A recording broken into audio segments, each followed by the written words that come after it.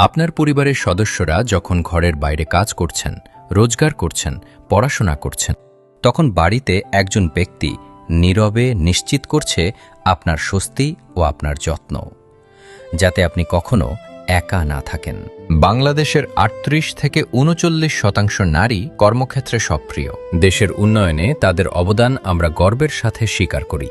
কিন্তু বাকি যারা গৃহিণী ও পরিচর্যাকারী, যারা পরিবারের নীরব রক্ষক, তাদের শ্রম ও ত্যাগ অনেক সময় অদৃশ্য থেকে যায়, অথচ তারাই প্রতিটি পরিবারের সত্যিকারের স্বস্তি।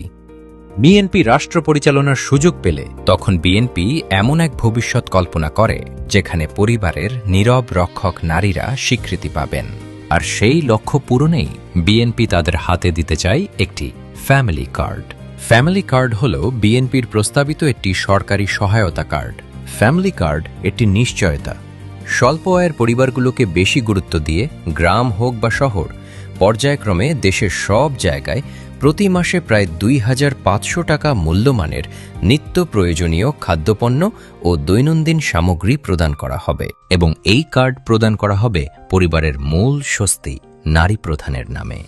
কারণ বিএনপি বিশ্বাস করে যে দেশ পরিবারের নীরব রক্ষক নারীদের স্বীকৃতি দিতে পারে, সেই দেশের প্রতিটি শিশু, প্রতিটি শ্রমজীবী ব্যক্তি, প্রতিটি স্বপ্ন এগিয়ে যায় একটি উন্নত বাংলাদেশের দিকে।